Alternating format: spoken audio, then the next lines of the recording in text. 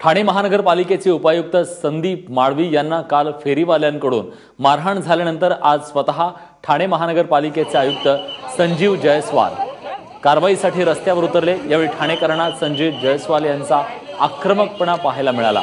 वाहनं पार करून गर्दीसाठी कारणीभूत ठरणाऱ्या रिक्षा चालकांना संजीव जयस्वाल यांनी जाब विचारला। एवढंच नाही तर दृश्यांमध्ये संजीव जयस्वाल रिक्षा चालकांची कॉलर पकडून त्याला हुसकावून लावताना दिसतायत। तर एका कारमध्ये बसलेल्या तरुणाला देखील पोलिसांच्या मदतीने संजीव जयस्वालांसमोर खेचून बाहेर काढण्यात आले। अक्षय भाटकर आपले प्रतिनिधी आता आपल्या सोबत आहेत। अक्षय, आयुक्त इतके आक्रमक का झाले, नेमकं काय झालं त्या ठिकाणी?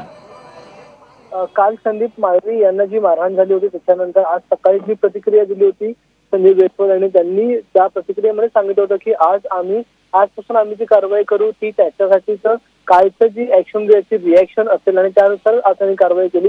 अक्षरशः त्यांनी ठाण्याच्या गावदेवी इथल्या पाण्याच्या जलाशयापासून जी सुरुवात केली होती तिथून त्यांनी अख्खा स्टेशन परिसर, ठाणे स्टेशनवरचा फ्लायओव्हर, त्याचबरोबर चेंदणी नाका अशा ठिकठिकाणी त्यांनी गेले आणि ज्या ज्या ठिकाणी अनधिकृत फेरीवाले बसले होते, जे रिक्षा चालक होते यांच्याकडे परवाने नव्हते, ज्या रिक्षा चालकांनी त्यांचा गणवेश घातला नव्हता, अशा अनेकांना त्यांनी अक्षरशः कॉलर पकडून बाहेर काढलं आणि त्यांना स्वतः त्यांनी मारलं। त्याचबरोबर त्यांच्यानंतर त्यांचे जे बॉडीगार्ड होते ते देखील त्यांना मारत होते। अशा एक प्रकारची दहशतीचं वातावरण जे आहे त्या ठिकाणी दिसत होतं। एकूणच अनधिकृत फेरीवाले ही तर खरे म्हणजे पालिकेची कारवाई त्यांना पालिकेला त्यांच्यावर कारवाई करायची असेल तर देखील स्वतः आज आयुक्त आले होते आणि आयुक्तांनी ही सगळी कारवाई केली। त्यांच्याबरोबर त्यांचे बॉडीगार्ड आणि काही पोलीस देखील होते, त्यांनी सगळी कारवाई केली।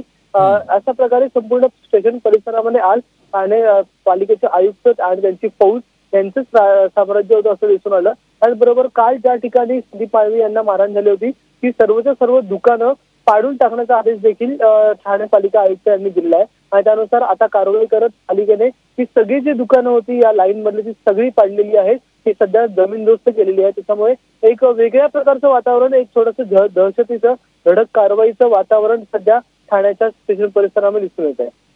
नक्कीच, तेव्हा ही कारवाई नेमकी कशी पुढे जाते आणि यातून जे रस्ते व्यापलेले आहेत आतापर्यंत फेरीवाल्यांनी, ते मोकळा श्वास घेतात का हे पाहणं देखील तितकंच महत्त्वाचं आहे। धन्यवाद, तुम्ही दिलेल्या सगळ्या सविस्तर माहितीबद्दल।